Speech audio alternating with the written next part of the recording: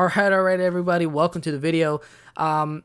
This fight card, tonight's fight card, Calvin Kattar versus Giga Chikadze, is a fight card where I don't know a lot about the fighters that are participating. I know about 3 fights relatively well that I can comment on, and those are the only ones that I will comment on. So let's get started. The first fight that I'm going to talk about is Chikadze versus Jennifer Maia. I think Jennifer Maia probably takes this. I feel like she's got a lot of momentum despite the loss versus Valentina. She feels like she's gotten better since the first time Caitlyn and Jennifer fought, where Jennifer lost. I don't know. I think Jennifer might edge this out. This is one of those fights that is kind of hard to call here because in recent memory, from what I remember, Caitlyn hasn't really lost to anybody other than Valentina and Jessica Andrade. Let's see, Jennifer Maia. Yeah, her last loss was to Caitlyn. I don't know, man. This is one of those where, you know, I can, like, if Caitlyn wins, which she might be the favorite, and I wouldn't put it past the odd makers to make her the favorite. Caitlyn wins, it wouldn't be much of a surprise, but I don't know. Jennifer just feels like she's got a little bit of that momentum. So we'll see how it goes. It's definitely a styles matchup that's kind of tough for both, right? One is obviously better on the ground. One is obviously better on the feet. If Jessica takes Caitlyn down, you know, that's a clear swing for Jessica. And if Caitlyn keeps distance and doesn't let herself get taken down, well, it's probably going to go to Caitlyn if she can just outpoint. That's the thing. So there's not much of a fear for a knockout from Caitlyn's side because she doesn't have a lot of power in her hands. But, you know, we'll see. We'll see how it goes. This is kind of a coin toss. It really does depend how the fight unfolds and, like, follows through. All right, next fight. We have... I got to pull it up. We have Brandon Royval versus Rogerio Bontorin. To me, this feels like another toss-up. Man, these matchmakers know what they are doing. This feels like a toss-up, but it might just be the case that Brandon comes out fighting very well. You know, I don't see him losing a third fight, like, in a row, because he lost 2 in a row. Forgot who they were to. I think it was Pantoja and someone else. I don't see him losing a third fight. The dude's pretty damn good.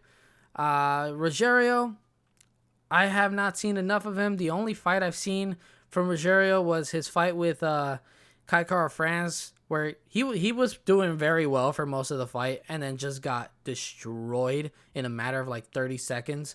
Like, unfortunately, the dude doesn't look like he has much of a chin.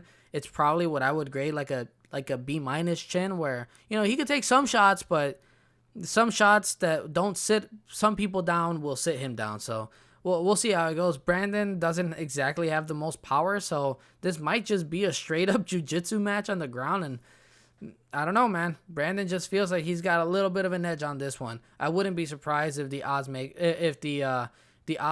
makers put this in Brandon's favor. Definitely been facing nothing but top competition in that flyweight division. I haven't seen Rogerio fight anyone other than Kattar France that I would consider like top of the division. So maybe that has something to do with something. His previous fight, 2021, was a draw. Yeah, prior to that was the loss of Kattar France. So he hasn't really won anything either in his last 2 fights. So we'll see. We'll see how this goes. I honestly have no way to really tell which fighter's coming up on top. There's no like clear path to victory for both because they fight very similar. All right, so the next fight I want to talk about is Calvin Kattar versus Giga Chikadze, the main event of tonight. Personally, I'm going to get this out there. I want Calvin to win. The only problem with that is that Calvin does very not good versus unorthodox fighters. He does not do very well against unorthodox fighters. He fights Max Holloway, who has his own weird movement and system of fighting. His timing is impeccable and it's just amazing. But then again, who doesn't lose to Max? So that's kind of hard to take away from. The only other example would be the Zabit fight. You know, he lost to Zabit Magomed Oh shit, I was right. It is Magomed Sharipov. All right, Zabit. Zabit fights very weird, except for his gas tank and in final rounds. It gets a little tough for him. However, he gave Calvin problems. Unorthodox fighters just give him problems, and Giga's an unorthodox fighter. He mixes it up. He likes to fight a little weird. And I think that's going to catch him. Unfortunately, with Calvin being so orthodox, everything he does is efficiency. Everything is just efficiency with him. Nothing's ever wasted. Nothing's ever thrown that isn't like intended to do something with him. I'm not calling him uncreative. I'm just saying that, like, because he doesn't see it often, I think for him who, is only accustomed to really throwing hands and a couple leg kicks here and there, it'll be hard for him to get this victory. I think he's got the power to obviously do something with, but I just don't know other than the knockout. And again, that's going to be hard against someone who manages distance as well as Giga. Other than a knockout, I don't know how this guy wins. Maybe he can win if he threatens the takedown and it gets Giga thinking. If he does that, maybe he can kind of like switch it up, maybe go for a couple level switches and come up with some uppercuts instead. Who knows how this goes? I think this is, for me, the more clear of the fights to choose, and I would choose Giga. However, like I said, I want Calvin to win. I'm going to be biased here, and I'm going to let you guys know when I'm biased. So, yeah, that's my pick. I think Giga's going to win. Anyways, guys, if you guys have enjoyed the video, don't forget to leave a like on it and hit the subscribe button. I want to keep bringing more of these to you.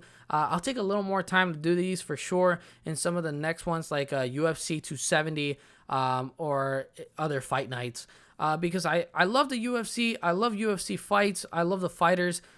This is a sport that I religiously watch on my weekends whenever I'm like not forced to do something else. I love to, like, whether it be at home or go to a bar and just watch people beat the shit out of each other at a high level. I love watching it.